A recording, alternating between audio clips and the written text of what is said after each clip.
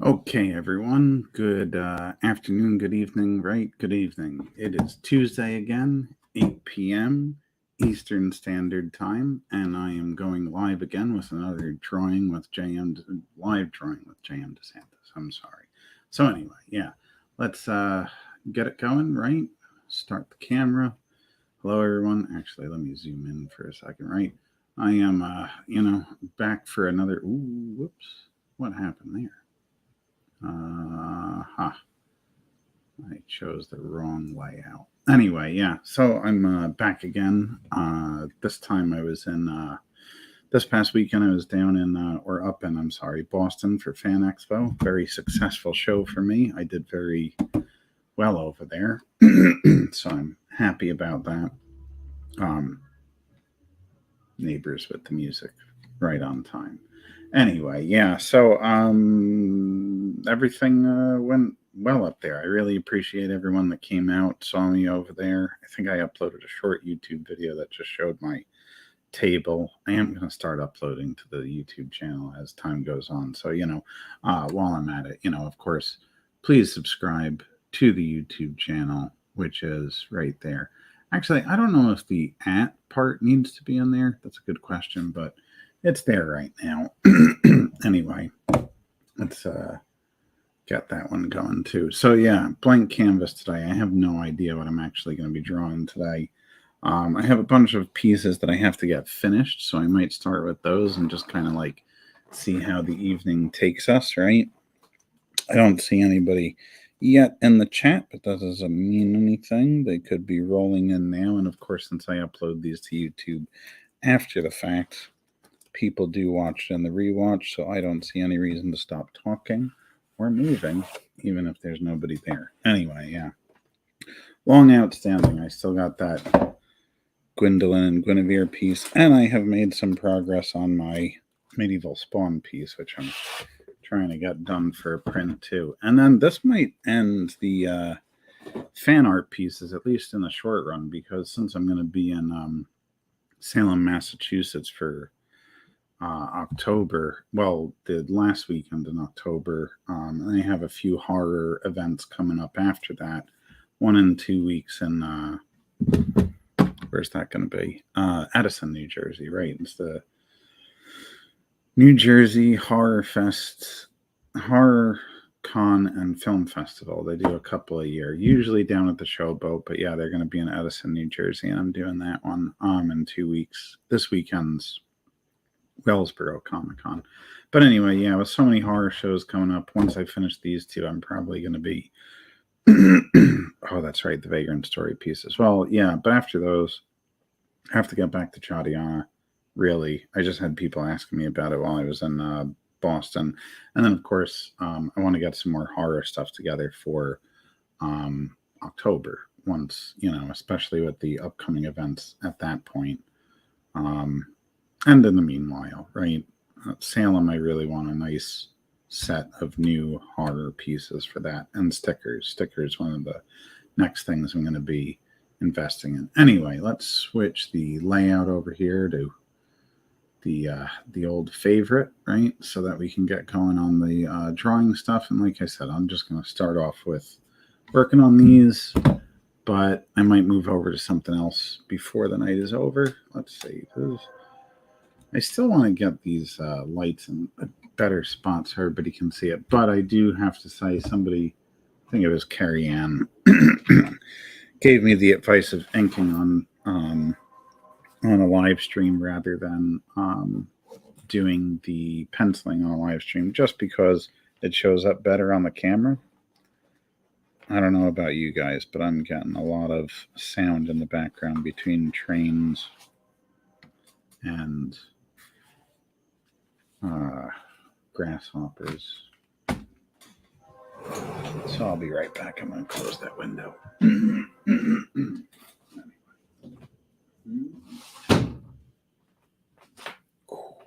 Quiet. Much better for this sort of thing. All right, so let's get started. Moving along with these things, right? And of course, I'm going to be clearing my throat a lot, right? But here we go. So let's see. Might as well, while we're at it, just putting up the banners here, right? Get our little thing for the Patreon followers over there, right? You know what else I want to do? I want to take off the brand stuff. I don't need those titles up anymore, for the moment at least. Not doing interviews anyway. Okay. So let's get over to this medieval spawn piece. See where we can get with it. Anyway. So, that's going to give me a shadow. So I'm going to need a little bit more light on this end just to get us going here. Nope. So there's less of a shadow. Okay, that works. So anyway, yeah, right now I'm using that large point zebra pen. There's that zebra, right? So if it'll actually focus on it, probably not going to. A great thing, but you can probably see it okay. Anyway, yeah. Especially for bigger pieces, I'm starting to really like this pen. It's funny how I was using such thin pens before, but I'm starting to want to work thicker with my lines just because it takes too many strokes to get it the thickness I want it. And, you know, I don't know. Sometimes really thin lines just kind of disappear, especially once I start adding paints and such over the top of it. But here we go, right? All right. So yeah, I actually bought a whole set of them, right? I found on Amazon.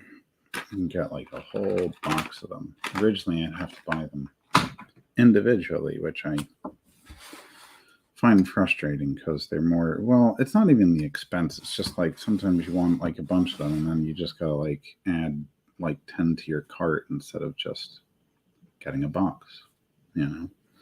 And it's like one item ordered instead of all these individual plastic wrapped pens. And as usual, I'm just switching on and off. Oh, that's right. You know what happened while I was in Boston too? This ink brush ran out of ink. So I'm actually going to have to replace it, but it seems like it's still got some ink in there. I remember on one of the live streams, I actually pulled this thing apart, but you can see if you've never used one of these, you open it up and then instead of solid black, you can see that it's running out. Let's see, looking good. Hey, Jamal, how you doing? Thanks for showing up and for saying hello. Haven't seen you in a long while. Yeah, I appreciate that. I'm trying to actually, I even ink under my paintings now just because like it does help me get the shadows and everything. And I don't really consider it an underpainting, even though I do layer some color over some of these blacks, but it's the closest thing I get to an underpainting. Anyway, I'm well. Good. I'm glad to hear it. I'm glad you're doing well. I always, of course, I never ask and want to hear that somebody's not doing well, but you know, it's always good to know when a friend or an acquaintance is doing well, and glad it's going well.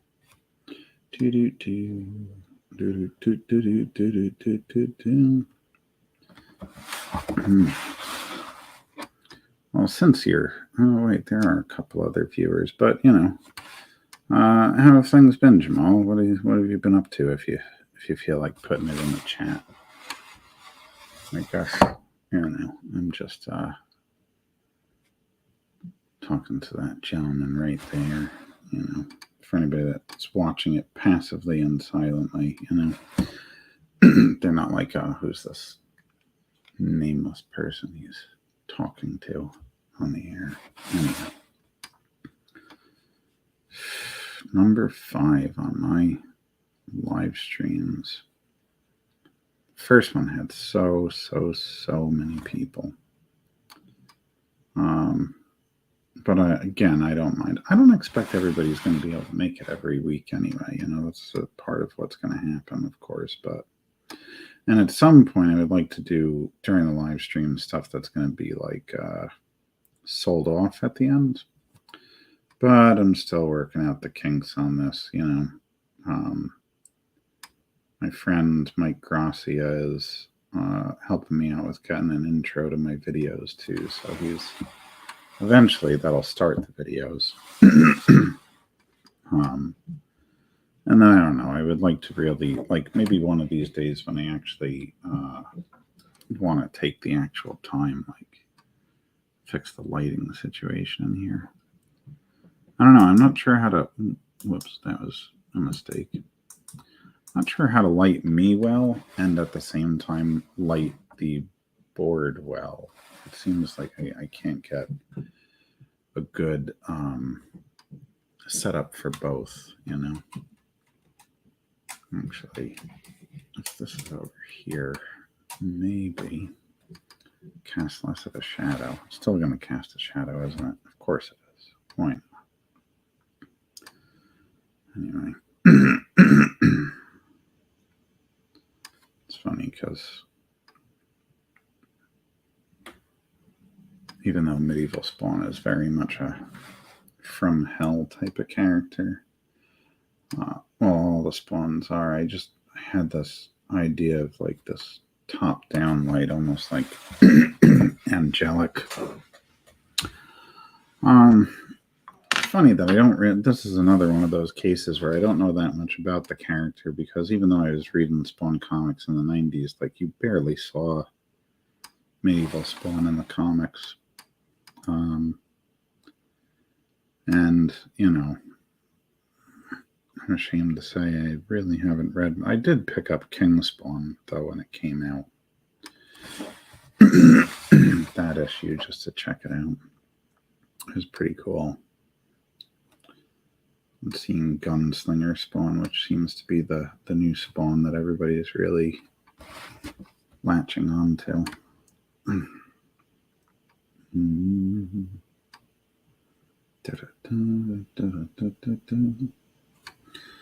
Now, this really has more ink on the brush than I would have thought at this point.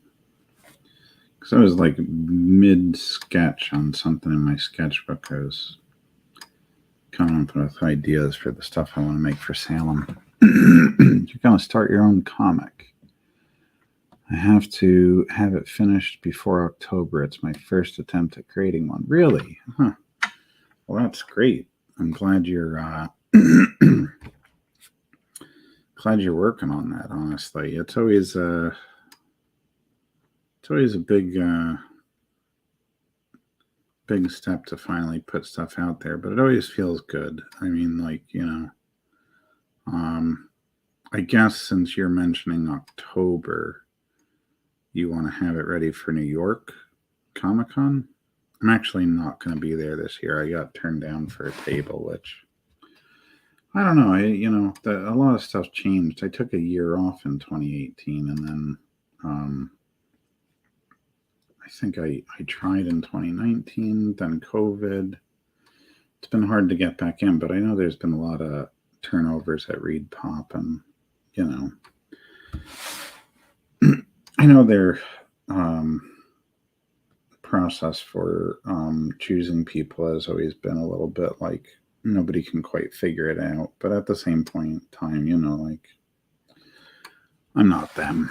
I was inspired by McFarlane when he reached Spawn 300. When Spawn reached 300, yeah, it's a funny thing about that. I think it's a great accomplishment. And I was just talking before anybody was in here that I got to get back to Chadiana. I don't know that I'll ever reach 300 issues. I can't say for sure because even though my own comics like an ongoing but somewhat limit, there is like a finite, like there's an end to it. So I don't know exactly how many issues it'll be. I have the story all planned out, but not individual issues. 300 is a lot, and it was, yeah. Oh man, sorry. Yes, a lot of people couldn't get a table this year. I'm not upset.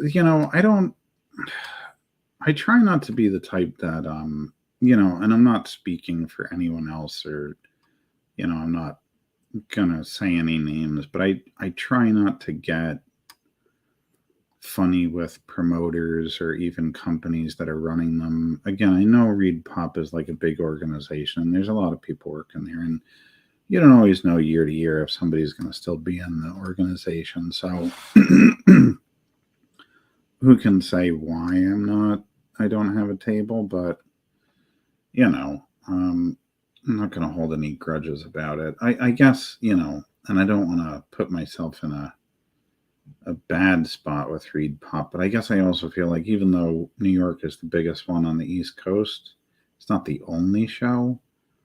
I think back when in New York was like the main show I was doing, or really there was a time where it was the only show I was doing. For some reason, I started with like the biggest show. Most people start with smaller shows. I'm weird, but I never looked at it as I no longer look at New York as like it's like if I don't get in, like the whole year is just like ruined or anything like that. It's not as, I guess it's not as devastating as it used to be, And there was the one year that I just needed a year off. I was starting to, even though I'm doing like 30 shows this year, 2018, I was starting to, I think even like late 2017, I was starting to feel a little burnt out doing shows. And at that time, I was only doing 10 a year. So I just needed a year off. And I remember not missing New York that year, only because the sheer size of it, not because of the show itself. It just, I didn't miss that particular year, not having all the stress and the running around of having to do that show. But now I would love to be back there. 30 is a lot. Yeah, I know, but it's the plan for the foreseeable future. I want to stick to about 25 to 30 a year for a while and see how that goes. Hopefully I'll be able to maintain it. I like doing shows though, It's a chance to see people. Let me go back to that. Yes, ready for New York Comic Con, but not for sale, just to show friends and creators. I want their feedback. That's actually a good goal, though. I just wish, New York Comic Con still had professional hours. I don't know if they do anymore, Just going through these comments to see some of this stuff, right? And then you said 30 is a lot. Yeah. So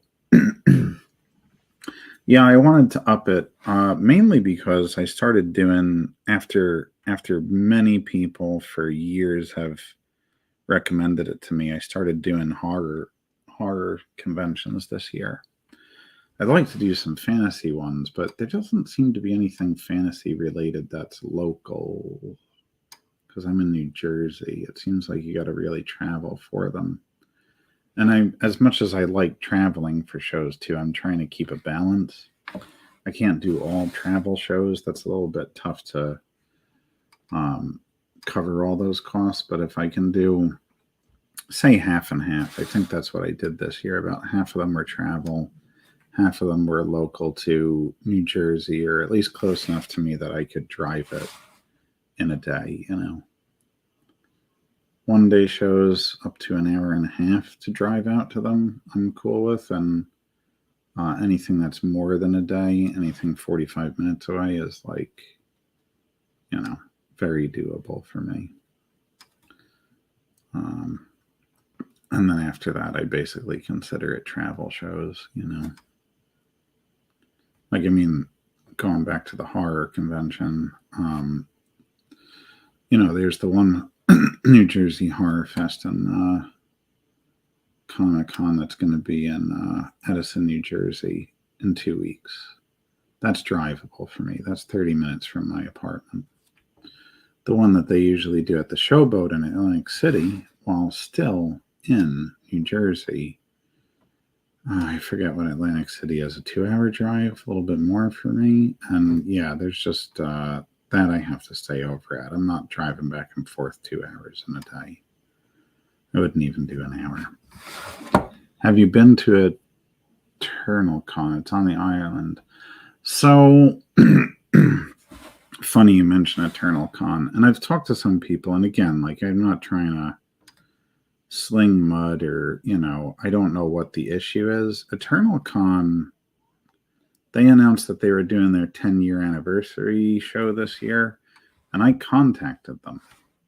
I contacted them way back, I think, at the end of last year, and I contacted them multiple times, and I never heard anything back from them. I did Eternal Con 1 year. I can't say that it was a unsuccessful year, but it was also, it was a weird year. They had us at the Cradle of Aviation Museum, and we were like in between all the artist alley was in between all of the exhibits, and it was hard to find people. I didn't like the way the show was set up, but I'm never a just like one time and I cut off a show kind of thing. I don't do that because I just don't think that's fair to do to a show. But it just never happened again. I signed up for Eternal Con, what was that? For 2020, but then they delayed it. Well, actually, they refunded everybody's money. They didn't delay it. So they just started from scratch, I guess. And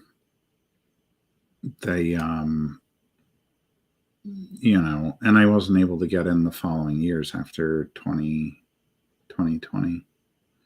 I don't think I applied in 2021, but yeah. I hear great things about Eternal Con, and, Long Island isn't impossible for me to get through as long as there's no traffic. And as I remember, Eternal Con's it's not very far into Long Island that it's a insane trip for me to make, because some spots on Long Island are really far out. But I would do it again. I just, really long thread for your question about Eternal Con. Yeah, I just, it seems like a good show. There's another one that's out there. Actually, there's a few that are out there on Long Island. It's just weird when you live in New Jersey. Manhattan is fairly doable, and then, the boroughs are actually even more doable than Manhattan is. Manhattan's a pain to get in and out of.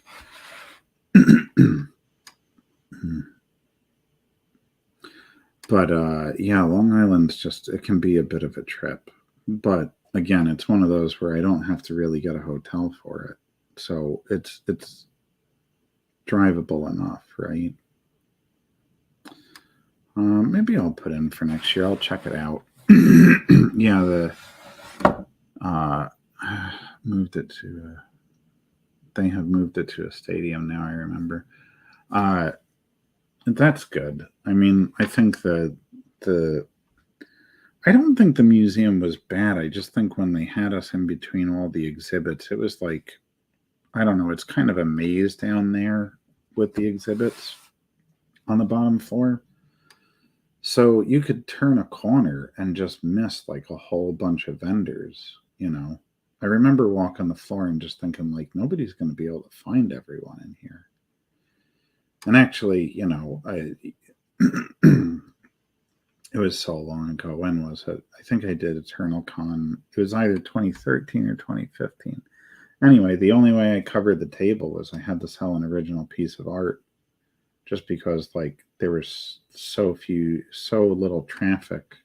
I don't think I had a bad spot per se. It's just you couldn't find me. Some people, I think, that year had a really good show. I didn't have, I covered the costs and made a little profit, so that was okay. It was always also much earlier. Yeah, I haven't, the only year, so kind of funny you say that. I actually didn't start with New York Comic Con. There was one show I did before New York Comic Con. My first convention was Big Apple Con, and it was 2009 or 2010. I can't remember anymore, but I'll look it up. I have it all written down somewhere. But anyway, that was the one and only year that Wizard World ran Big Apple Con. And I mean, it was my first con, so I probably couldn't have expected much, but they had Artist Alley in a horrible spot. I have stories from that show. Some people have heard those, but no, not bad. Just interesting stories. But anyway, yeah, I met a lot of people there and whatever. But no, I haven't done Big Apple. Actually, it's funny because I'm looking to fill up December still. I would like to get 1 or 2 shows in there. And I know they do like a winter con. So maybe I could consider it. The thing is, I want to check out the New Jersey Punk Rock Festival, and I know they have a December show. What do we got? Hey, JM, what's up, Steph? How are we doing on this Tuesday night? Sitting here just having a conversation with Jamal and enjoying the slow inking of the medieval Spawn piece. I should probably read comments before I post them. Yes, what you need to do is more cons. Listen, I'll have you know, I have met some people that are very encouraging about my con schedule, and some people are making a good living just off of doing cons. I don't know that that's where I want it all to come from, but I do like the con scene. I really do. It's almost like going into the office. Carrie is watching too. Okay, what do we say? Tomatoes. I'm not sure what that was in reference to. And Carrie is watching. So hey, Carrie Ann, how we doing? I hope you're well as well. I don't know. Going to cons is almost like going into the office for me. It's like all my coworkers are there. I get to say hi. I know some people are just like, why would you want to go into the office? But I don't know. It's fun. And then you get to talk to fans and catch up with people. I don't know. I don't mind it. I like doing conventions. So yeah, Jamal, I might check out Big Apple this year. I'll see about it. I'm already at 30. I want to see about the punk rock festival and see if I can get into their Wreck the Halls in December. If the winter con is, oh wait, don't they do their winter con in November maybe? November is booked for me. I'm out every weekend except for Thanksgiving weekend, which I'm not going to do a show that weekend. So don't ask anyone. I won't be there. Unless I'm getting a free table, in which case I will rethink my stance on that. What do we got? Crappy folding chairs, tight space. I've spoken about it a few times to you before why I want to lose weight. Part of the reason that I've been trying to lose the weight is so that when I sit in the folding chairs, they're not as uncomfortable. You're a pretty thin guy, though, Steph. I don't know. What do we got here? Yes, I usually have to bring a table full of stuff to the office every day.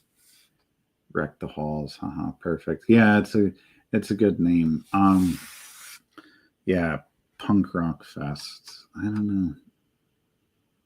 I can't believe this thing is still giving me ink. Look at that. Look at how empty that is. It's still giving me ink.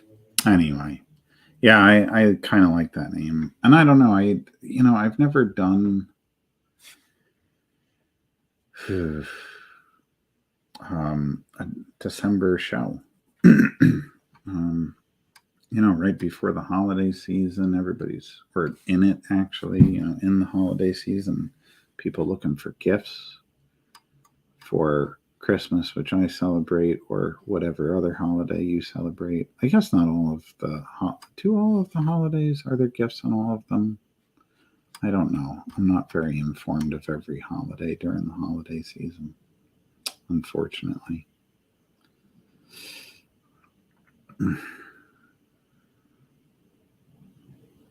I grew up in a Catholic household, although not super, super religious Catholic, but I'm not, I don't want family members to be rolling in their graves, or uh, those living be upset with me.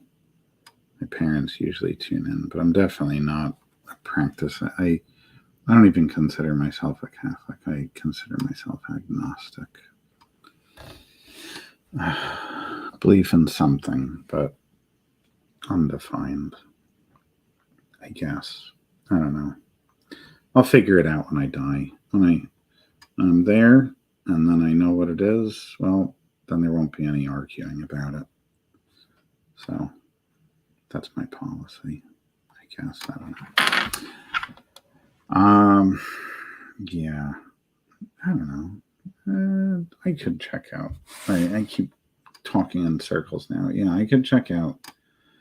If the weekend works out for it, I could check out Big Apple Con this year. And I don't know, maybe next year I could try a couple of Long Island shows, because, again, travel costs aren't exorbitant. There is the gas and the tolls, but that's still not as much as getting a hotel. What do we got? Festivus, like for the rest of us. Yeah, actually, Festivus is a great one. I don't know. I just grew up with Christmas, so that's still what I celebrate. I'm just so used to it. But for me, it's all about Santa Claus or Krampus now. Took me almost my entire life to find out there was another guy, more horror oriented. Good old Krampus. I mean, I am part German, so part German, mostly Italian, but because Krampus is, of course, a German entity. Actually, well, it's funny we're talking about that, right? So we're talking about conventions for the holidays, and I mentioned at the beginning of the thing, before anybody was here, that I'm doing a bunch of horror pieces after I finish these next few fan art pieces, because I'm going to be in Salem in October. I'm going to also make some, I have plans for like horror oriented holiday stuff, so I will probably be doing a Krampus piece or two as well, to add to I don't have it with me, but I have one greeting card right now that's Happy Horror Days. There need to be more Krampus comics. I agree. And you know what? There's two of us right here. We need to get on it. I think that would be a great idea. A Krampus comic. I'll just add it to the pile of things I have to do, which reminds me, I said also at the beginning, I have to get back to Chadiana. And then, of course, it looks like I'll be submitting something to the newest, the second volume of comics. We Suck at Comics from Wayward Raven. I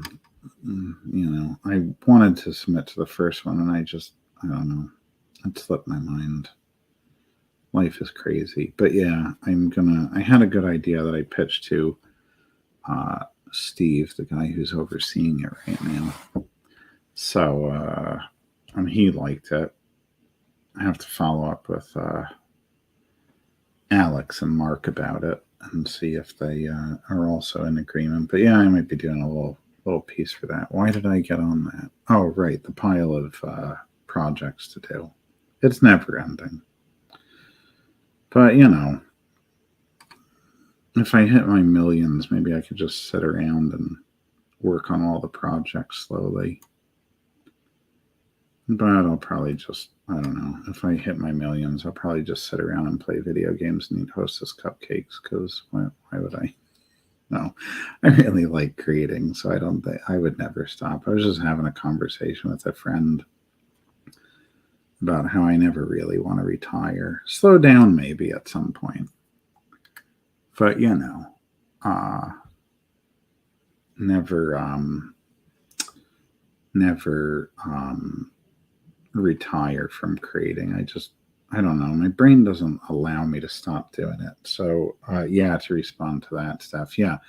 Wayward Raven is so cool. And that's right. We all went out to dinner. I introduced you, or maybe you already knew those guys. I don't know. I can never remember who knows who on the convention circuit. So, like, half the time I'm like, oh, do you know each other? Oh, you already do. Or, I'll name drop somebody and in a conversation, they're like, oh, who is that? Oh, you never met them? It's the weirdest thing. If I'm introducing you, you already know the person. If I name drop them, no idea who I'm talking about. Not you specifically, Steph, but just seems to be a general rule of thumb. But anyway, yeah. That billion is out there unclaimed. Yeah, I know it is. I should probably get on that. Hello, Wendy. And Wendy's saying hi to Steph. And Steph saying hi to Wendy. I guess I don't have to post every single comment, but, well, I don't post every single comment. I read them first. Somebody says something like, JM's a, yes, I don't know. Oh, right. I think I have a beep sound effect that I downloaded. Anyway, I'm not fast enough with the finger to do it, but yeah. I guess if somebody said that JM was an AH, I probably wouldn't be posting it. Or maybe I would. I don't know. It depends on who it came from. If Steph said it, I might post it. It was just some rando, in the words of Amber Heard. I just love that now I associate the word rando with her. What an odd thing. Anyway.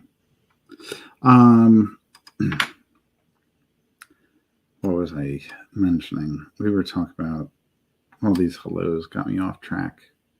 JM is a doofus. That's smart.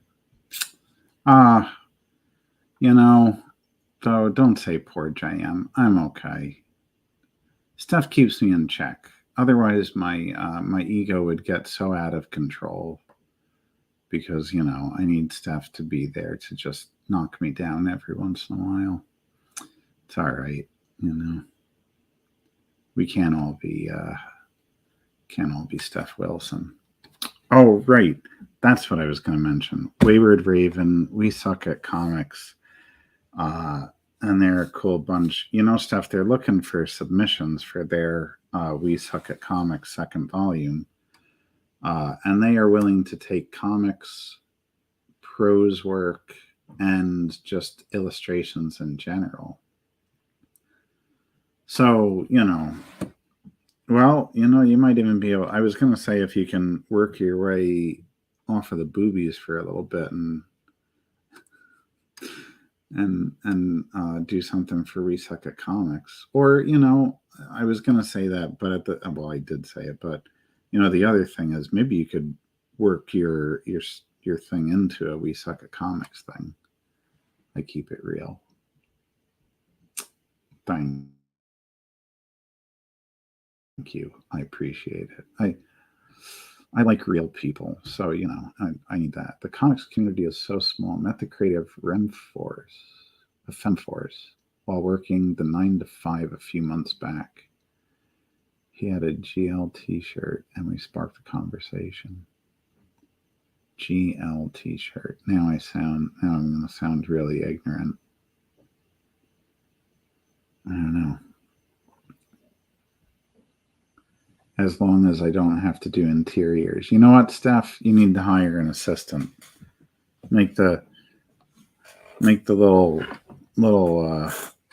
college run do all that work.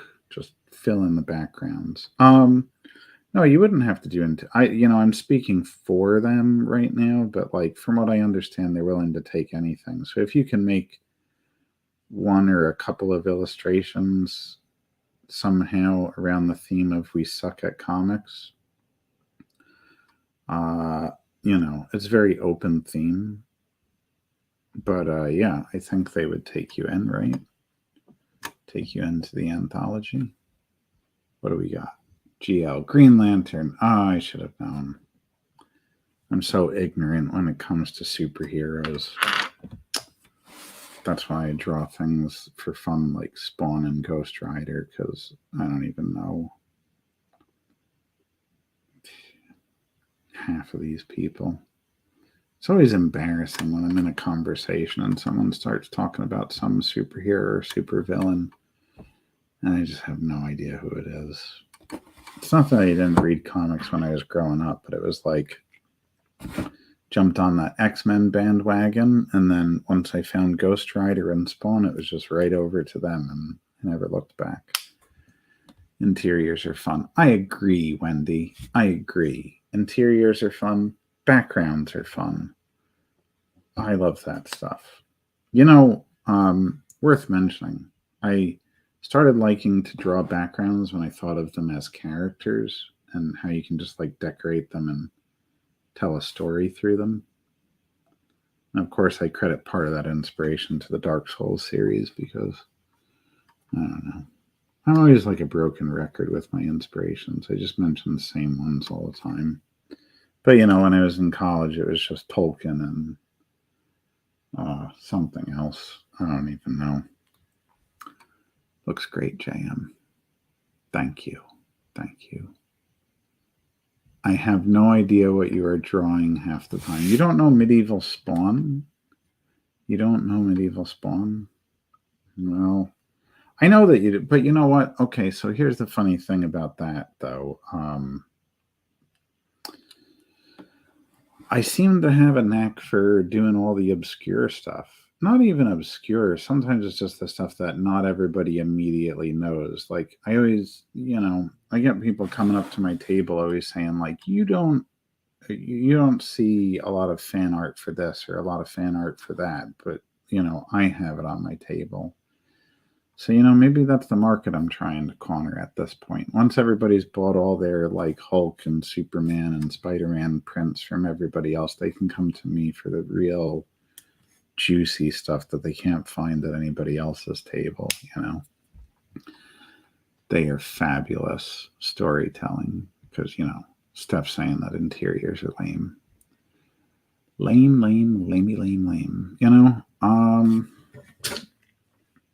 You're lame, Steph. There, I said it. Sorry, not sorry. No, you're not lame. Not at all, actually. Have a great time. I really missed the fact that you and Carrie were not in Boston this past weekend. I wish you came up. Do a book, character obscura.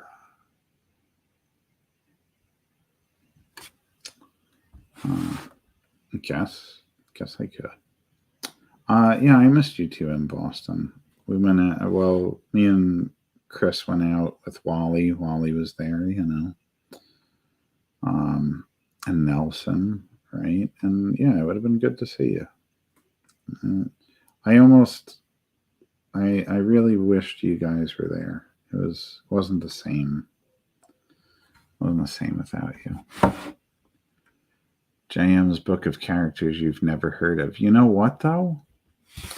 So another artist friend of mine is really encouraging me to do a Kickstarter for a sketchbook, which, of course, I got to fulfill the Chadiana one first. I don't I'm not even comfortable with the idea of doing a new Kickstarter until I've finished the other one, which, but maybe that's the hook.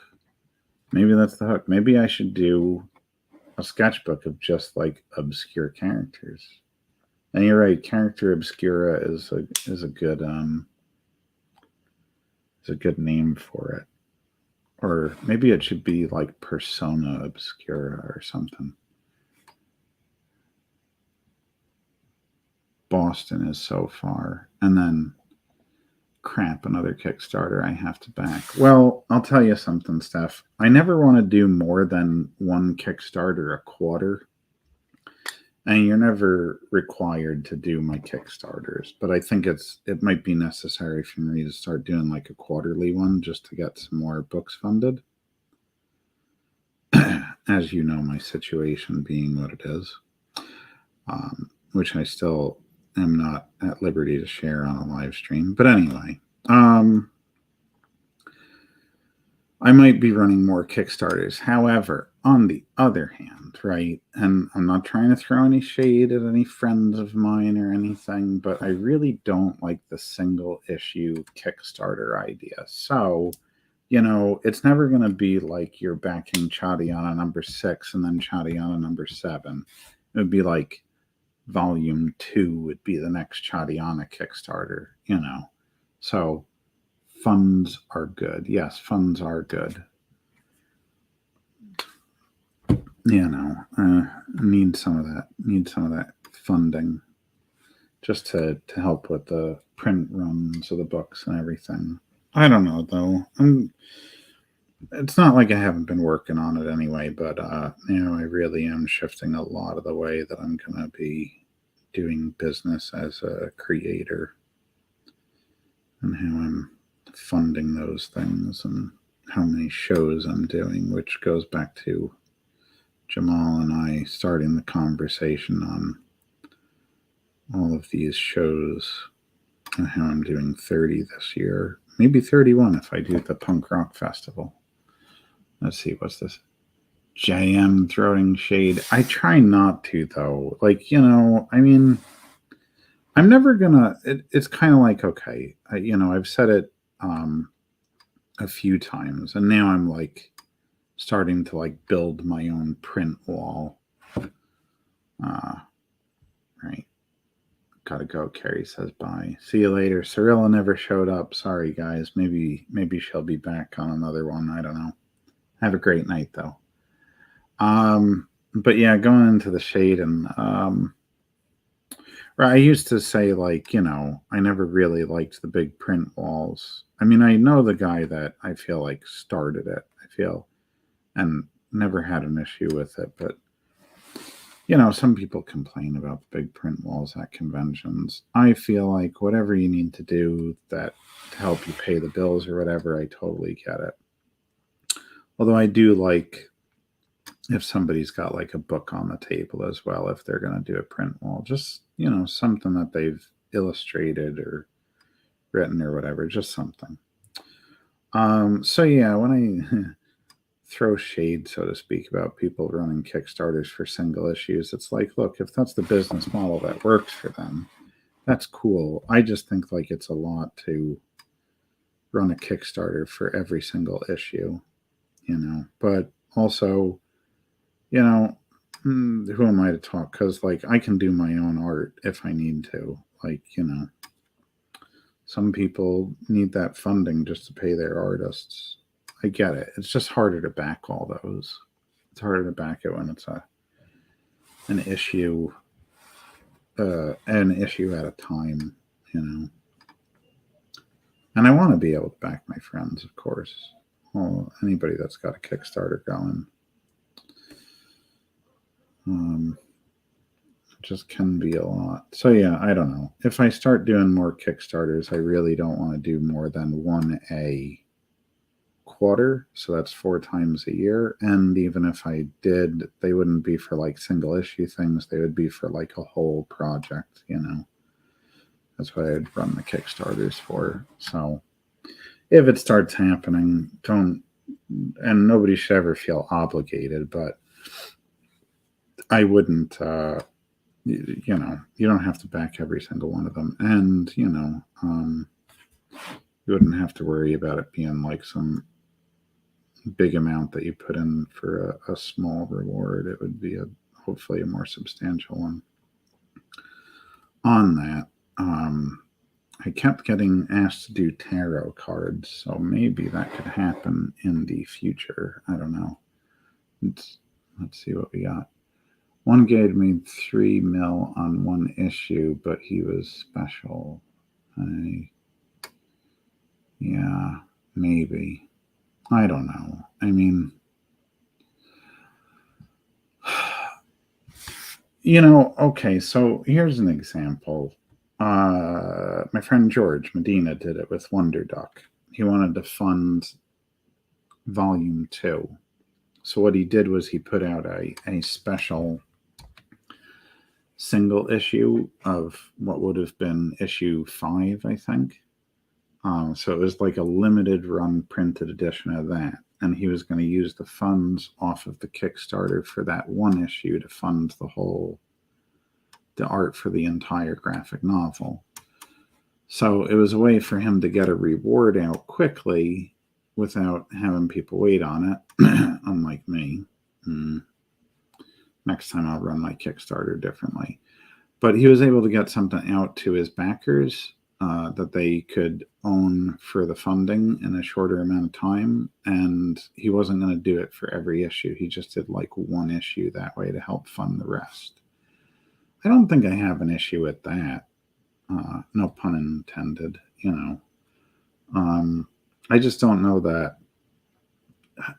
All I can say is like it's hard. It's hard every time a friend of mine like posts a single issue to back it. It's much easier when, you know, I have those guys where it's like, yeah, here's a whole graphic novel or here's my entire sketchbook, you know. It makes it a little easier. Of course, it's also easier to build a Kickstarter when you have multiple books behind you anyway, you know. Tarot cards are interesting as a reward. So they would be the reward, but that would also be the Kickstarter. I think as far back as 2015, 2016, Jamal, I've been asked about doing tarot cards. I think once or twice my information was passed around to publishers of tarot decks. And I've had a lot of people look at my art and say, you know, it would go really good on a tarot deck. And then very recently at a couple of the horror shows. Sorry, one second. Hi, Nancy. Very recently at a lot of the horror shows, it's been, you know, mentioned to me that I should run a Kickstarter and do a tarot deck, you know, because there are whole groups of people that just buy like fund tarot decks on Kickstarter. And I like the idea. I mean, I'm not a practitioner of Wicca, so like I don't know much about it. I have to do the research because of course I would never want to like mess it up. But you know, I'm totally cool with it. Like, you know, somebody also mentioned doing a playing card deck too. So yeah, it would be the reward, but that would also be the project. That would be what the Kickstarter was for, was a tarot deck or a playing card deck. Cool, do it. Yeah, I will, Nancy. So the big thing is, and I don't know how long you've been watching for, but I just really have to finish my Chadiana Kickstarter and get that out. And then I have to decide what the next Kickstarter will be. Tarot deck is up there. A friend is pushing me to, you know, maybe do a like, because he had done it. I hate name dropping people when they're not here, so I'll try not to. But yeah, he did it to help him fund some stuff. Just did a sketchbook, so he's mentioning that to me. And then also, you know, I have other projects that I want to try Kickstarters from, including I have I did 2 ink books, one for Wonderland, which somebody commissioned halfway through it, and then one that was like a general one. I started doing it back when I was doing what is or was known as Inktober, but I'm not doing Inktober anymore because it's trademarked. So I call these ink books, right? No relation whatsoever to Inktober. But yeah, I have 2 outstanding sets. One is like Lovecraftian Eldritch horror, and the other one is monsters and mythological creatures, including some cryptids. I want to finish those up and get those funded, and next, and also sell the originals through the Kickstarter. So that might be the first one I do after Chadiana is fulfilled. I'm not sure, just because it's only another 30 illustrations between the 2 of them. And I'm not sure if I run the 2 separately. I might, sell the originals through the Kickstarter. Offer the books, including the 2 previous ones, because I think I've had 2 print runs of both of them. The small print runs, though, really small print runs, because I only sell them on my convention table or through Indie Planet. I don't really have them up on anything else because they're really small. But anyway, next is Krampus, obviously. Yeah, for sure.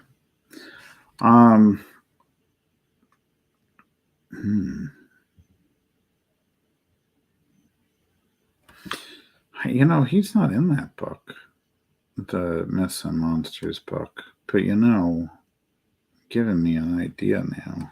Doing another ink book. I wanted to do an ink book since I did Wonderland. I wanted to do an Oz ink book. I have some outstanding Oz ideas. At this one, I'm throwing shade at somebody, and he knows who he is, but he's not here right now. Anyway, no, I'm joking. But yeah, I have some. I grew up on The Wizard of Oz. I didn't really grow up on Wonderland, even though people really like how I draw the Wonderland characters. So I really would like to do some Oz-related stuff. And I thought about doing an ink book of Oz stuff. Like The Wizard of Oz.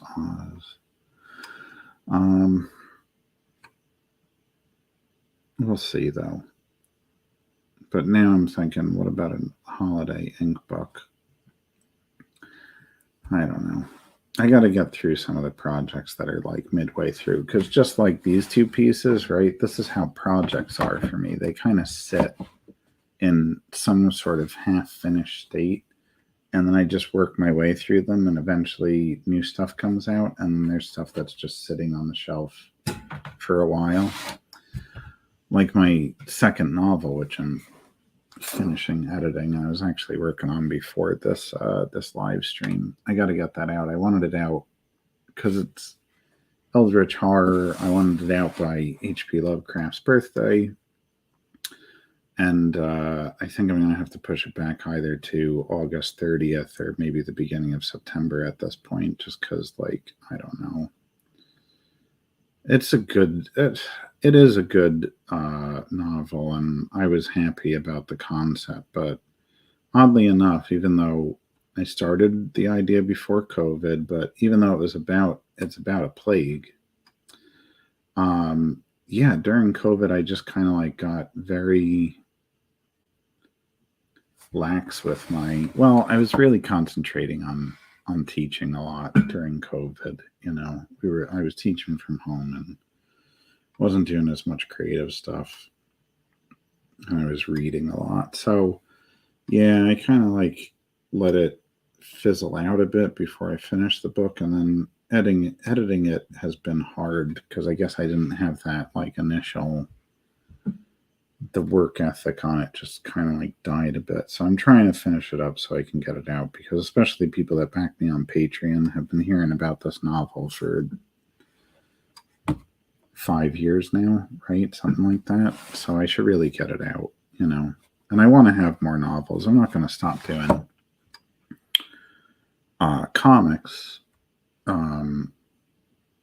You know, and I certainly am not going to stop doing illustration work and even work for other people with art. And, you know, I'm even available to do writing work for other people. But, you know, I just love writing prose. And there's still a part of me that just thinks it's such a great art form.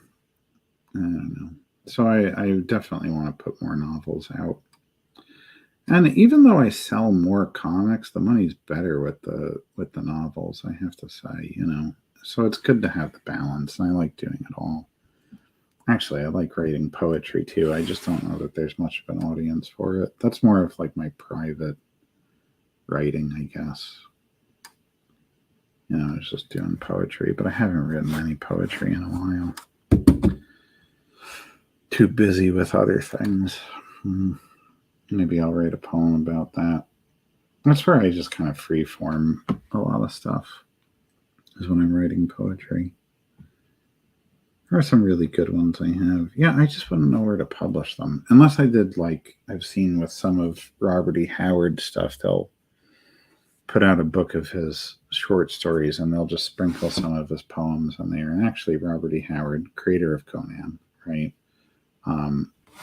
It's actually a pretty good poet. Like, I like his poetry. So I love it when those books just have like a smattering of poems in it. That pen is still going. You're absolutely right, right? And like, still, I can't believe like it's looking emptier by the minute, by the second, really. And I don't know. Normally, I would be changing this out by now. And when I was in Boston, I was filling some black in on a sketch, and it really was getting very light with all, like, you know, the broken lines in it and everything. Like, it, I knew it was dying. I looked at it and I capped it. It was toward the end of the show. I was doing some, well, actually some Oz drawings, specifically the Wicked Witch, and hence the black that I was filling in. But anyway, yeah, I capped it and said, well, I'll replace that when I get home. Totally forgot to replace it. And now here we are on the live stream. And I really thought it was going to die. I haven't even put this thing down the whole time, right? This is the only thing I've used except for in the very beginning when I put a couple of lines down with the zebra pen. What, we're at an hour? Man, this might be the bottomless. That drawing needs me beans. Oh my God, Dave. That's the best comment you could have left, honestly. Everyone, Dave Ryan is here. And I'm so glad I I lived to say that he's here on my live stream, because I really, I keep joking about it. We got pizza when we were at Terrificon 2 weeks ago, and Dave was very hungry. You know, I almost died to get him. So, well, I was almost killed because Phil Russert wanted to blame me for why we weren't moving for getting food, and but we did, and it was a lot of pizza, but it was delicious. Connecticut pizza is not like pizza in New Jersey, but Frank Pepe's is pretty good. That pizza was hot. It was filled with meat, raw bacon, right, Dave? Nearly raw bacon, but it was good. And I took a bunch home. And our friend Dean Morris, who does a lot of my prints, was kind enough to well, I don't, you know, he was very good to us that night. I'll say that. And I'm very appreciative to his generosity with our dinner. Dean's a good guy. I was supposed to see Dean last weekend, and he was sick, so he couldn't make it up to Boston. But yeah, I had a fun time that night, though. It's always good when I see you, Dave. I still feel bad that I missed you when I was in Garden State, and I really would have traded places with you. I was so hot that weekend. I really would have loved to be on the ice rink. The 1 year since they opened the ice rink that I wasn't on it, and I would have loved to be there instead of in what is it, the Heroes Room? I think Villains is ice rink, if I'm not mistaken. Yeah, I don't know what I did that I got put on in the Heroes Room, but yeah, it's the first time.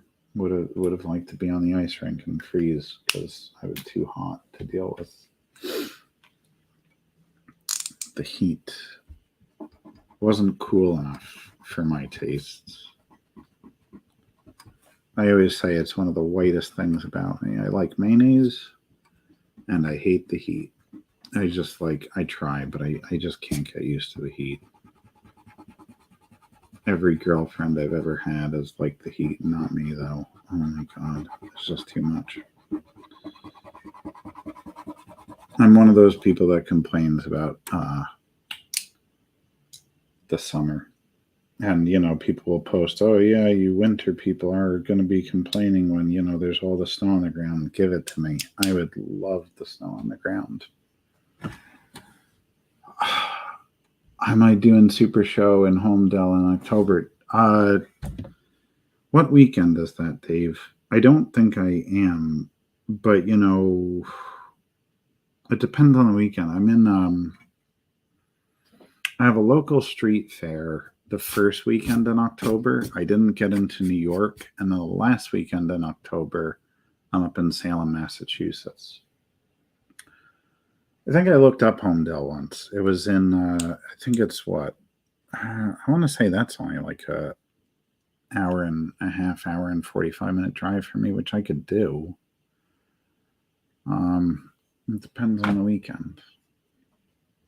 If I wasn't live streaming, I would look it up on my computer, but that's like boring entertainment for the people watching, so I'm not going to go start searching. It's near you. Oh, okay. Actually, now I am going to look it up. Oh, God, that's right. I'm in, what is it? Google Chrome right now. I don't understand how, my search bar in Firefox is Google, and my search bar in Chrome is something. What is it? My damn Norton antivirus. Homedale, New Jersey, Super Show. Right, the Super Jersey Comic Expo, October 28th. Yeah, I can't do it that weekend. I'm going to be in Salem. I'm sorry, Dave.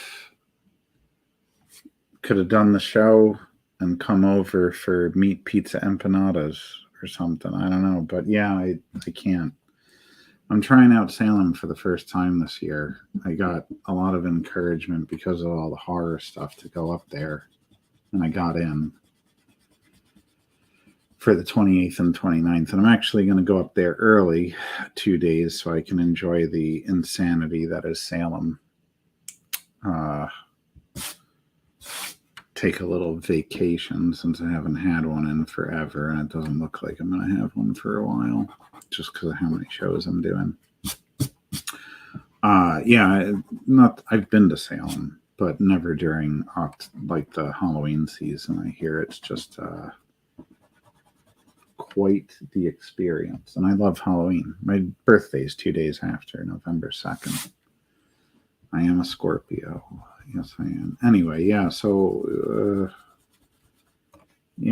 I think when you posted about that show and I saw the date, I think that was the one I said I can't make it there. It's disappointing. I always feel worse because, like, you're mentioning it to me here on a live stream, and I'm like, I would love to, Dave. I really would. And I got to turn you down live here. Well, it's a conflict. It's a scheduling conflict. I'm not really turning you down. I would be there if I could. I really would.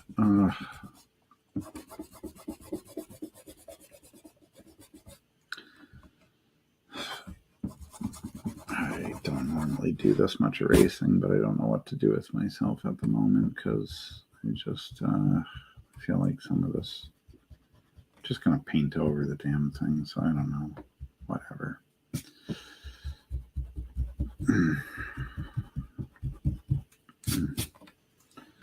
I don't know. It's a small one-day show. Yeah, I saw that. It's just the 28th. It's just the 28th. But I'm going to be up in Salem on the 26th through the 29th. But I'm working the Haunted Happenings Market. Well, I have a table at the Haunted Happenings Market on the 28th and 29th. So yeah, I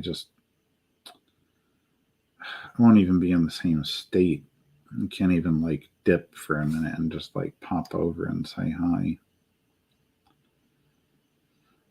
It's funny though. I have looked up that show in the past, because I know that I've looked up Home Dell before. I also keep looking up ZapCon because that's in Wayne, and Wayne's 40 minutes away.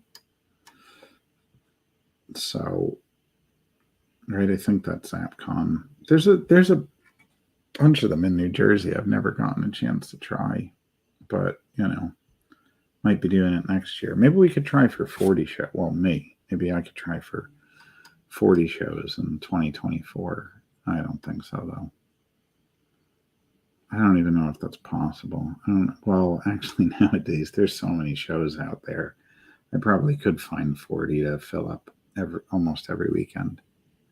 There's no, well, I probably shouldn't post that. I don't know.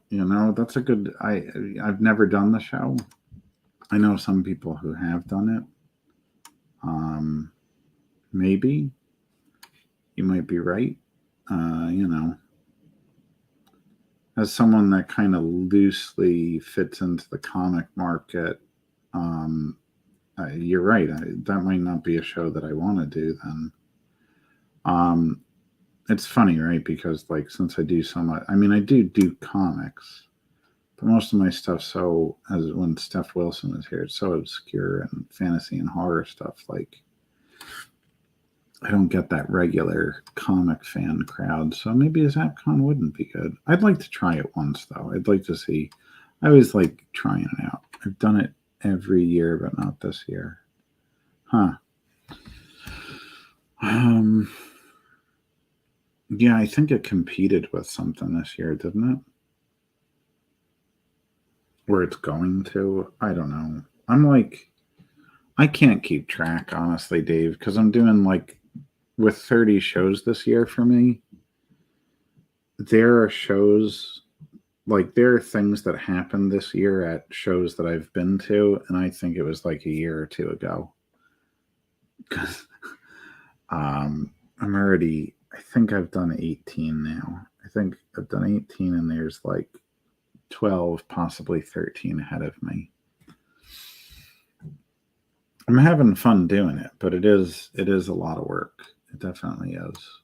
But, the great thing is I get to see people like you more often, right? Because I'm on the road more. But then there's so many shows that I wind up missing. People bring up, oh, are you going to be at this one? I'm going to be doing this one next. And it's no, I'm actually at this other show that same weekend. Which is, what's happening with Salem, right? I can't do the Jersey Super Show because I'll be in Salem.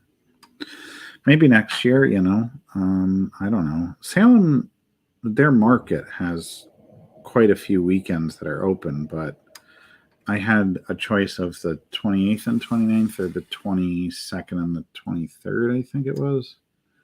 But my niece's birthday is on the 22nd, so or is it the 20th? I'm a terrible uncle. Anyway, that weekend would be probably the time they were celebrating, so I chose the 28th and 29th, which is right before Halloween anyway, so I'm hoping my chances. You know what, though, Dave? You can get away with that. You can get away with 3 in a year. I used to do I used to try to do about 10 to 12 a year. That was what I did. But then this year I went crazy. I turned 40 last November, so I like to think maybe doing 30 this year was kind of like my midlife crisis moment, which, all things considered, if it really was, that's not bad. It's not really that out of control. But yeah, I started, I think, the year with 16 that I was signed up for. And then that just went down to, there is my mother to correct me. Lily's birthday is the 20th, not the 22nd. See? Yeah, 30 shows. Yeah, it started off with 16 and then it just quickly became 30 because then once I started looking at horror shows, that booked a bunch up. And then people were offering me shows or mentioning new ones. And it was like, yeah, I'll do that. I started saying yes to everything. And then basically almost all the weekends of my year have been eaten up by shows. But again, I don't mind. Like, I'm having fun with it this year. It's work. It's hard work, but it's fun at least, But I think, at this point, I started, the real big stretch has been since Terrificon. Terrificon was 2 weeks ago, and then I did Fan Expo. I have Wellsboro this weekend, the New Jersey Horror Con next weekend, small show for the Jersey Shore. What is that? Jersey Shore comic book shows. I have one in Swedesboro. Then I have Labor Day weekend off. And I'm at Baltimore, Granite State, which I'm doing Granite State for the first time. I've heard good things about that show. And there's some artists that I want to meet that they're never at local shows here. So I know that they're going to be in New Hampshire. So I'd like to see them, meet them for the first time. Then I have, I'm doing Dave O'Hare's Blue Arrow Farms show. That's like the one-day show. Then I'm doing the Independent Authors Book Expo. Another reason why I got to get my second novel finished and out, because then I'll have 2 novels for that one. I'll do the local street fair here, not at New York, so I got 2 or 3 weekends off, and then I'm in Salem, Rhode Island. Rhode Island Comic Con, right? Monster Mania, Vampires of New Jersey show in Newark. And then, yeah, if I can get 1 or 2 in December, but that would make it 31 and 32 if I did 1 or 2 in December. But yeah, except for a couple weeks in October and Labor Day weekend, I don't have any weekends off until Thanksgiving, really, a couple, just like 3 weekends off between 2 weeks ago and Thanksgiving. And then, I don't know, maybe I'll take a rest until Garden State Winterfest. I'm sure there's going to be a time in my life again, though, Dave, where I'm going to want to have just done 3 shows. But right now, you're not the only one. I've met a few people this year that they've been pulling back on shows this year, which is funny because, like, the year where a lot of people I know are shrinking their show appearances, I just went all in, and I really feel like all in because, like, how many other weekends could I possibly do? I think the most I've heard of anybody doing in a year is, I don't know, I think it's been 36 is the most. I think I know 2 people that have done 36 in a year.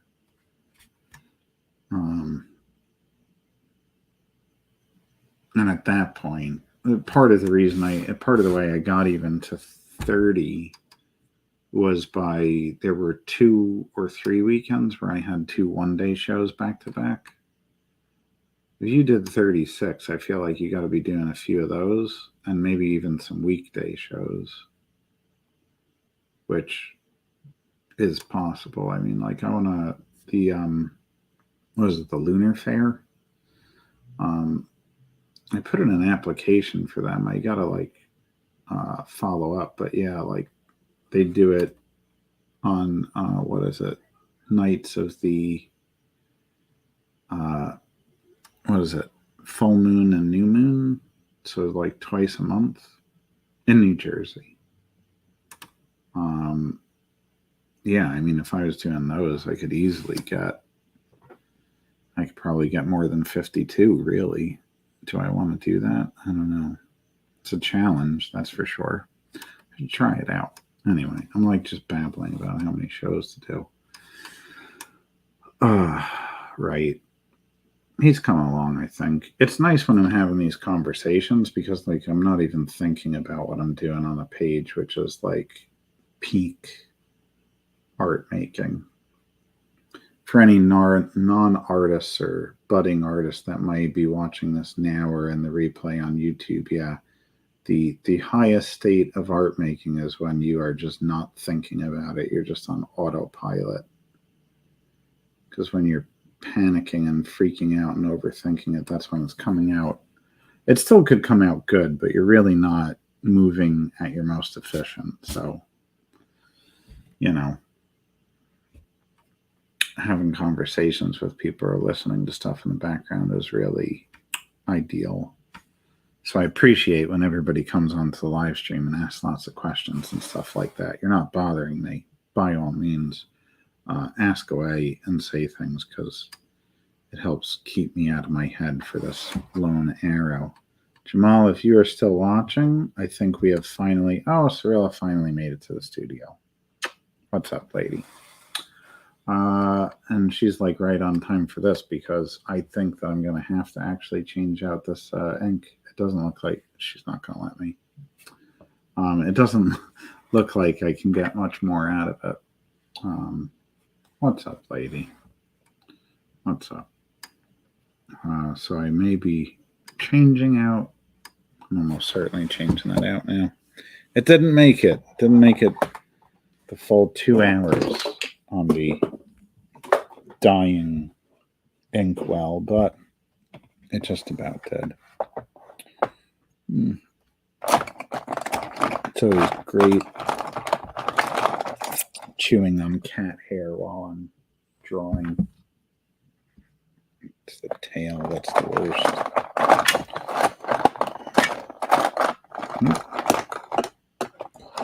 Sorry if there's any feedback in the... What's up, lady? Trying to get a... I have so much stuff in these drawers over here. Anyway, Pentel pen, so they got that pop-in thing. I know this isn't the most... Well, it's probably entertaining watching me get swatted in the face with her tail, I'm sure. Could be like a comedy routine over here, Cirilla. Every time I try to put a brush stroke down, you can just swat me again. Yeah, so, we are... Oh, good. So you are still here. You got to see it happen because, yeah, it's completely empty. It probably was completely empty before. There was just probably still juice in the tip, so to speak. So, yeah, it just, like, pops in. I do have converters, too. I've heard people... And it actually happened to me. I bought a Kuretake brush, but they come with ink that's not waterproof. But I'll probably do this on like an actual video I make for YouTube too. Hang on a second. But you can do it for fountain pens too. You can buy these little converters and then you can fill it with whatever type of ink you want. Like if I ran out of these replacement inks and for some reason Pentel didn't make them anymore, I could use this converter instead. Throw some Higgins Black Magic ink in there and, just use that. And that's what I do with the Kuretake brush, which I don't know why I haven't been using it as much. It is a really good brush, but for some reason the Pentel ink lasts longer. Oh, lady. Oh, lady. What are we going to do? Start walking over Medieval Spawn? It's only bad when I got a painting going. then when she starts walking all over everything, man, sometimes what I do is I pick her up and carry her around and just give her a little attention for a bit so that she'll leave me alone. Why don't you get on your little seat? Oh my God, she's got this out of whack. I gave up my rolling office chair to this cat. I sit on a stool because I'm hoping that the soft cushion beneath her will be enticing enough to keep her off the artwork 80% of the time. It's also why I have this board. I mean, this is a drafting desk, and I don't use the desk because she'll walk across all the artwork on it. And if I lift the desk so that it's at an angle that she can't get on, she'll still jump up here, and then she'll just like claw her way down as she slides off the desk. And then usually there's collateral damage to my stomach and chest because then she grips into me. That cat is very gentle with me. I don't know that she's ever clawed me on purpose, but man, when she's in a panic, this is just automatic. The claws come out, and then I have to deal with it. She's calmed down. She's down there doing her thing on the, see, she's right there on the chair. Back of her head to everyone. Anyway, Pentel is replaced. I don't know what happened. I usually have like a little piece of paper over here so I can dab out my brush when I need it. Where did I put all those scrap papers? I got them everywhere. Usually when I cut boards, well, boards too, yeah, but even paper, I hold on. See, these still have the glue on it from the pad. I just hold on to these extra strips. One for dabbing out my, my pens on, but also, well, you can see with this, I test color on it. More pro tips for the uninitiated, or even for the pros. Sometimes you can learn something new, Who says you can't teach a old dog new tricks? Anyway, yeah. Get that moving. Every once in a while, speaking of the Pentel brush, though, if I use it too much, I don't know if it's the gravity in this pen, it can start to get a little blotchy, like it almost like acquires too much ink in the brush, and I have to either give it a rest or blot it out, which is why I'm surprised I didn't have something here.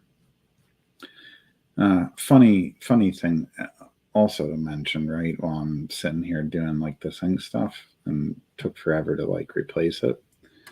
I used to never ink with a brush. I like doing it now, but I used to find that I had no control over what I was doing. Like, when obviously when I was much younger, like I couldn't even do it in college or in my 20s. Like it's just like inking with a brush was just like so unpredictable, I guess, because I just hadn't practiced enough or had the dexterity in my hands or even the trust, because that's part of it too, like, right, like you can learn all types of techniques and that certainly helps, but there's a certain amount of just like the natural way you and your hand work together, and like just certain things that you're just going to do, so you got to kind of go with it, right? Being an artist is using those small idiosyncrasies and mistakes as like making them into what your style is,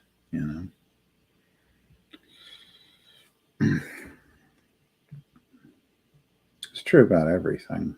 I'm not sure how true this is. I wouldn't use this as like, for lack of a better term, I said how I'm not really religious, but I'm going to say gospel truth. I wouldn't keep this as gospel truth, right? But I did see a post a while ago that said, like, all the stuff that people criticize your writing about, is really what makes it unique. So, don't fix those things, hold on to them. But with an asterisk, because I would say, if your grammar's off or you're using the wrong spelling on words, I wouldn't say that's like something that people don't like about your writing. I would say like that's something you should probably fix. Plot holes is something you should probably fix. But anyway, same thing with the art, right? Like, I don't know though. At the same time, somebody could have been telling the impressionists to be more clear with their lines, or even Picasso, that his anatomy was off when he started getting very into his cubist stage. So I guess there is some truth to that idea that you don't want to like erase all of those unique parts of your work, but also that's not considering that Picasso he made informed decision about his choices in those works. He was trying to show not my favorite, right? But his purpose was to try to show 3 dimensions in 2D in a different way than realism. To the best of my knowledge, right? I'm not like a Picasso expert. Like I said, he's not really one of my favorites. As far as like more traditional fine artists goes, fine artists go. Yeah, correcting my own grammar when I'm speaking. All right, it's looking pretty good. Still want to ink him more. It's funny because I'm just gonna paint over all this, but all the black lines and the black areas will stay mostly showing through. Because even so, when I say paint this, right, it's funny because like I don't refer to watercolor as painting, even though it really is. When I say I'm going to paint something, I do acrylics, acrylic paints, and I put colored pencils over them too. Because as I was talking with an artist this past weekend, I'm a big Drew Struzan fan, so I started adopting that a long time ago. But I don't use very opaque layering when I do acrylics. I still keep it fairly translucent, or transparent, I should say. Not quite as diluted as watercolors wind up being, but yeah, so a lot of this black will just show through anyway. But I don't probably have to do as much inking as I'm doing, but I don't know. I don't know when it's, well, I do know. When I was sketching all the time, my sketchbooks with pen, I think in like, what was that, 2017, I really felt like I was just like, that's all I was doing was drawing in ink. And I started getting this very like heavy ink style. So I spend a lot more time on my inks than I ever used to on a whole piece of artwork in the past. A smart idea? I don't know. I know that I'm slower than I was at one point, but I also know that the art's better than it was at one point too. So who can say? Was it worth it? I don't know. I would like to speed up again though, and just with my art in general, I go through periods where I slow things down so I can improve certain things. And then I get comfortable enough and I start moving faster. But I think I've said this before on the live stream.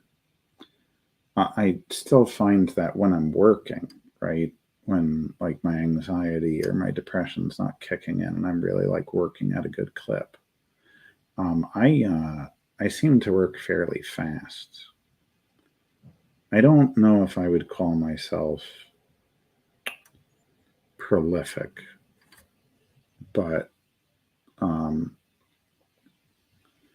do seem to work on the speedier end when I'm working well, But I feel like it gets balanced out because then there's those times where I'm not in a great spot and then I'm working slower. So, the average is probably average speed, I'm sure. But I like to ride those good waves when I can. Because then a lot of stuff gets done.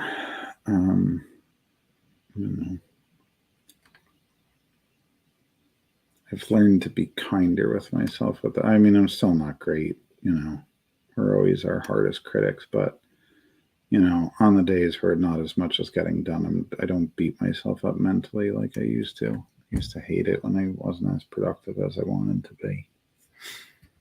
Now I just chalk it up to, you had an off day for the most part. For the most part. Productivity. I hate everything I draw. That's a totally different thing. No, I'm okay with it. Sometimes this is looking good. I do like how this is coming out. I wasn't sure at first. Sometimes when it's not when I first start a piece. I'll draw it. It'll look good. And then somewhere in the middle, when it's like in that unfinished phase, even though when I'm teaching, I tell my students, like, you can't judge a piece until it's done. I still fall into the trap myself of just starting to panic in the middle stage. I still haven't gotten perfect at trusting myself, but I have learned that I just got to go with it so I don't panic as much as I used to. I think when I was younger, I used to try to fix the piece midway through, and then you wind up with an inconsistent piece. It's better to have a consistent piece that's just okay than a half good piece and half crappy piece because you changed your vision halfway through. Don't try to fix your art. Finish a piece. If you don't like it, go and do a new piece. But, some people revisit work. I do occasionally, sometimes more than occasionally, but it's always better to just finish it, which is why I think on one of the was the first live stream, I said that I had a piece out that I didn't like. It was the original version of this, which I did not like how it turned out, so that's why I'm redoing it. But I still finished the original version just because, it's always the chance they'll turn out okay. My hunch was right, but I'd rather have it done and know it didn't turn out good than half finished and I can't trust what I'm looking at. I guess there are times though when if something's really not working, you got to put the brakes on immediately. But that's when you try to fix it all in that sketching phase. All those layouts and planning. But I've grown to enjoy. I do enjoy the planning stuff. There was a time I didn't. There was a time where I just wanted to get right to drawing. Same thing with writing. I just wanted to get right to writing. But I found that I do better when I plan. Even this medieval spawn, I don't know if I have the sketch. Let me look in this sketchbook. It might be in here. Sometimes I won't do like a full thing, and my sketches are just like chicken scratch, Wicked Witch. Like I said, I was working on stuff like that. Where is the medieval spawn there? Yeah, there it was. That was just like my little quick sketch. I didn't do like more than that, right? That was the Ghost Rider I just finished recently too. But just to at least have like a plan, so it wasn't like nothing laid out. Sometimes I'll do more than just a thumbnail sketch, though. I'll plan it out a little bit more. But it depends on how much I feel it needs. Clients, however, they dictate it to you how many sketches they want to see, but which is fine. I'm happy to accommodate people just so that they can get the right vision. I just hate it when people don't know what they want and they keep changing their mind and act like it's my fault because they can't make up their mind that I'm not giving them what they want. But that's not a unique thing. A lot of artists complain about that. And I have had people do it to me. Oh my God, it's so frustrating. You almost want to say to the person, they're paying you, right? But like, you almost want to say to them, listen, go back to the drawing board, come back to me when you're ready with an idea, and I will execute it for you. But if you keep changing your mind, there's a certain thing to like, and I guess every artist is different. Some people probably don't mind this, but if a client keeps changing their mind on something, and then I have to keep changing the art to fit with their mind because they didn't have a vision from the outset, or now like the new shiny idea is the next thing, that it's a little frustrating because then even if they are paying me, it's for doing the extra work, it's just like there's a frustration part of it where it's like, no, I would like to be able to finish the job, and I don't mind doing corrections, definitely don't, but I can't go into it. I had one client that just like, that's all he did was change his mind. He would tell me something, I'd give him sketches, and by the time I got him the sketches, he had a new idea and didn't like what I sketched for him.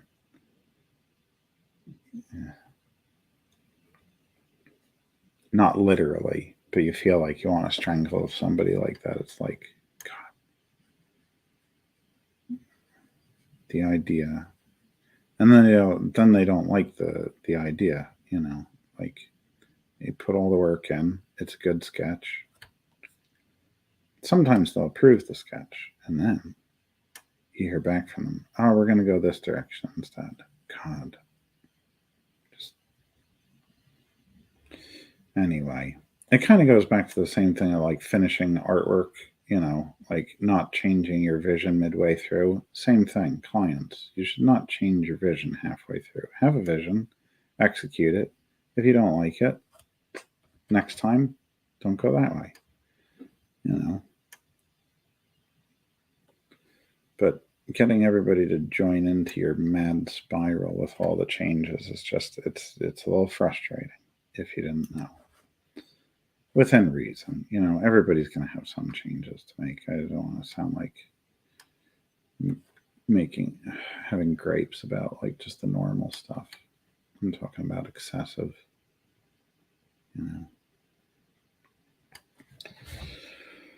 Whew. Anyway, almost turned into a rant on this live stream. I won't do that though. I'll rant to my cat when it's over. No.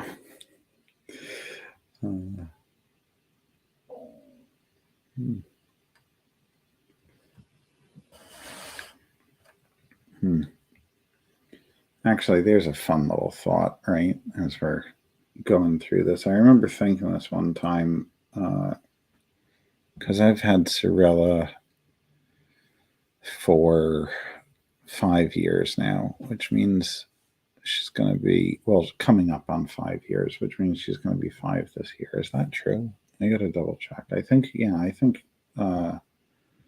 fall 28. No, fall 2019. I've only had her 4 years. She's going to be 4 this year. If my math is correct, it's probably not, right? 2019, 2020, 2021, 2022. No, she's going to be 5. No, you can't count 2019. That's year 1. 2020, 2021, 2, 3, 4. She's going to be 4 this year. Anyway, I was thinking about it shortly after I got her. And, I grew up with dogs. I think it's like a funny thing, right? Like, you have these animals, they well, hopefully they love you and you love them, and they have no idea what you do. They don't know what you do for a living. They don't know what you do for fun. Like Cirilla doesn't understand this, right? She doesn't know me as an artist or a writer or a teacher or any of those things. She just knows I feed her and I pet her and I give her a place to sleep, and we keep each other company during the day. Like, that's all she knows. she couldn't even wrap her head around the fact that, you know, I enjoy doing this and I do this to make a living and stuff. Like, it's weird, isn't it? You have this, this other, you can't say person, but this other being in your life, and they love you to death, and to some degree they don't even know you. It's a very weird thing, I think. But maybe they know the deepest part of you. Also, I also look at it as having a roommate that you speak two different languages, because she doesn't speak English and I don't speak cat. So, we do the best we can. It's almost like a weird situation where it's like, if I was living with somebody that spoke Chinese and I was just never able to learn Chinese and the other person was never able to learn English and we had to make it work. No sign language either. We just had to figure it out.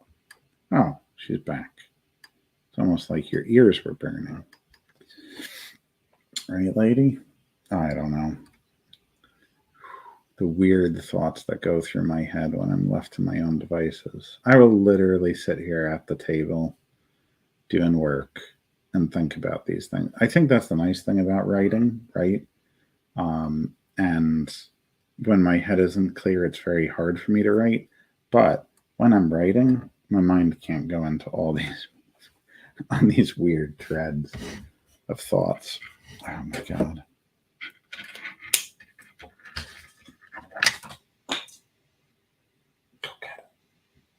It's the paper that I took out.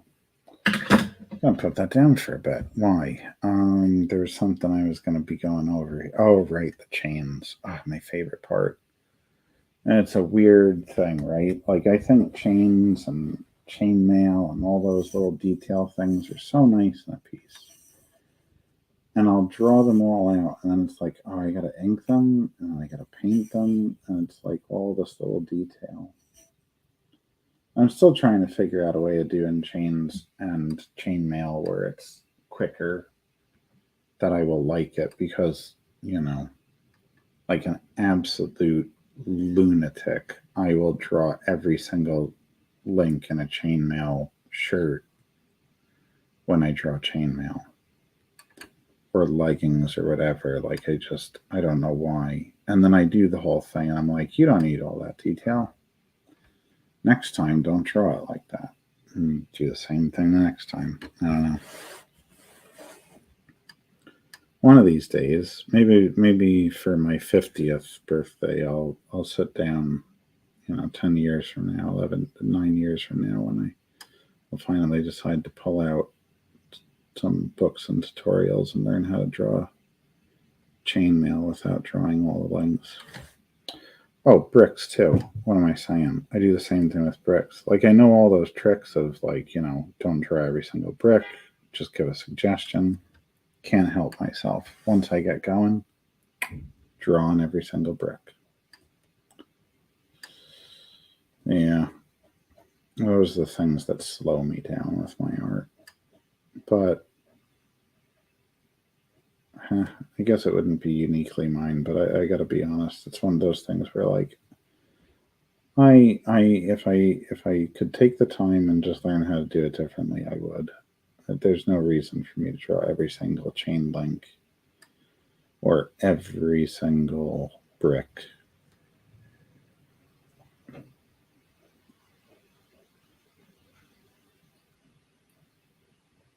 I mean, I don't do it with hair, although sometimes I get really close with it. But I don't draw every single hair strand, so I don't know why I do it with this stuff. Every link, every single. Maybe I should have done the cape first. I kind of left that unfinished because the brush pen was running out at that point. Anyway, yeah. Got a little silent in the chat, not that I mind. Or you're all just sitting there listening to my mad ramblings and like what the. I'm trying not to curse on my live stream. What the hell is JM talking about? We are literally watching him lose his mind on camera right now. Who did I say it to? I think Dwayne on the first or second live stream. I was like, it's scary up in this mind. It is when you let. Oh my God! Did Dwayne just comment when I said that? Do you think you'll finally visit Poe's grave while in Baltimore? You know, Dwayne, good question.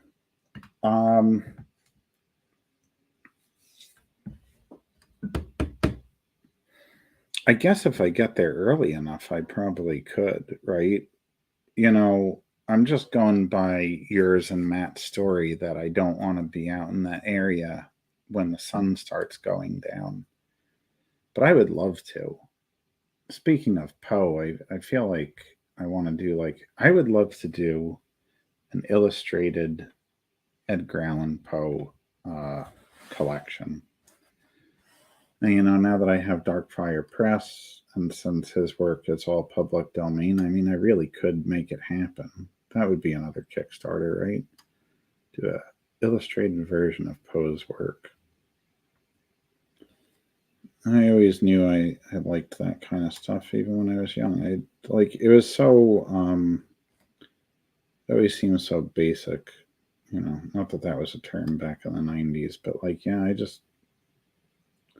I liked Edgar Allan Poe, what could I say? I also had a really good English teacher for Shakespeare, which I used to not give him enough credit. But my English teacher, Dennis Murray, he just was really good at teaching Shakespeare. So I really started to like Shakespeare too. Yep. And that's how I got all funky with all my writing and getting all those odd between Poe and Shakespeare. I just really liked all those archaisms and you know, English spellings, and you know, they were probably my gateway to all of it. And then I never looked back. Anyway, yeah, I would love to visit Poe's grave, Dwayne. In fact, I mean, if you're up for it, whether Matt's coming or not, like if I get up there early enough, and if you're up there early enough, why don't we just go together? You know, if I have anybody else that wants to hang out and go visit a dead writer's grave, we could go do that. You know, strength in numbers, right? I don't know. I mean, the stories. The stories I hear, I don't know if I want to go out there alone. And I'm not like a easily frightened guy, but yeah, Baltimore's different. That's for sure. You know, and I traveled in and out of the city, in some, I wouldn't say rough areas, but you know, because I think that's always relative, right? Really, you know, you usually don't find trouble unless you're looking for it. But even going in and out of the city, I wasn't too phased. But Baltimore, I guess, you know, I got a little nervous just because it does seem like it's a little bit, you got to be a little bit more careful, I guess, in Baltimore. Maybe. I don't know, though. I've walked through all different types of places, so I don't know. Either I'm clueless or I'm not as easily worried. But yeah, I guess I wouldn't want to take the chance. Let's see, Thursday, so I'm fine. Okay, yeah, we could think about it. And speaking of Baltimore, I definitely, you know, want to get together while we're in Baltimore. But, you know, if you want to go out both nights, we might have all different kinds of plans with different, like definitely the Guildworks guys, if they're going to be there. But I don't know if you met George, creator of Wonder Duck. He'll be there. He's going up. He just texted me today about tickets. But he's not going as a vendor. He's just attending. I think George wants to try the show out at some point. And, Baltimore's a good show. It really is. I wasn't there last year, and I think I missed one other year because of a friend's wedding, but that was it. I've always been there. That's where I met Chris Campana, actually, even though he was a New York, New Jersey guy like me. We were tabling together, tabling next to each other. We tabled together at New York one year, but I met him in Baltimore because we were right next to each other at the table. What a nice guy. I mean, he really is. I mean that. If it sounded sarcastic, it's just because that's my voice. Chris is great. He's always been supportive. I've always tried to support him too. Anyway, yeah, there's a bunch of people I met in Baltimore, right? Like you and Matt, and apparently your friend, who I'm forgetting his name right now. But I did meet him. Jeff Stoner, who's one of the guys that's down there. Although I haven't seen Jeff at Baltimore in a while. Phil Good, and Phil lives out in California, but I met him in Baltimore. Baltimore's been, there's been a bunch of people. JM DeSantis, right? The other JM. And I think JM Dragunis as well. Although JM Dragunis isn't going by JM anymore. I think he's going by Joseph Michael because there's too many of us JMDs. But I met DeSantis, and I think Dragunis also out there. And, Baltimore was like the meeting place. I'd always meet new people there. Now it seems like I'm meeting them at other shows, right? I met Eric Talbot this past weekend, and I've loved that guy's work for like the longest time. I just showed up, and he had a table there, and we talked art, because we both work traditionally, so it was cool. John Boy Myers, whose work I found fairly recently, and apparently I wasn't following him on Instagram, but yeah, got to meet him. Cool guy. Howard Mackey a few weeks ago in Garden State, right? So yeah, I don't know. Baltimore maybe isn't the place where I'm meeting all the new people, but it's still a great show. Anyway, I went totally off. I was saying, because somebody else was asking me about dinner while I was up there, and down there, Baltimore South, down in Baltimore, and who the hell was it? Oh, maybe it was Nelson and Chris Mad. Nelson Moss and Chris Mad. Yeah, so, right, and Stephen Carey, you might be meeting some new people also, Dwayne. I guess that's what I'm trying to say, is you might be meeting some new people when you're in Baltimore. All good people. I wouldn't steer you wrong. So,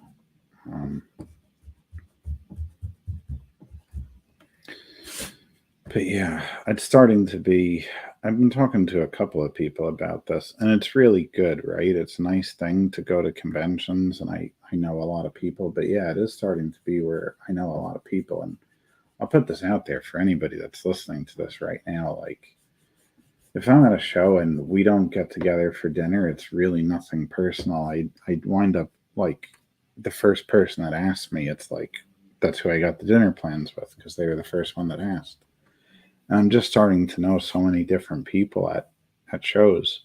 That's why I had you come along with the Guildworks people, Dwayne. What was that, 2 years ago? And that's why I introduced the Guildworks guys and Stephen Carey Ann all to each other, and Wayward Raven, and actually Jackie Steer too, but she didn't come out to dinner. Just because like it's easier if I just bundle people up. That's what happened when, I don't know if Dave Ryan's still here, but when we went out for that, tried to find him dinner, and we wound up getting pizza, meat pizza with raw bacon. That was like a mix of people. It was it was me and Phil Russert and Dave Ryan and Sean Carlson, who I've never went out to dinner with, though I've seen him at shows for years. I didn't even know all those guys knew each other, so it worked out. But yeah, it's starting to be one of those things where I got to do it in groups. If you want one-on-one time with me,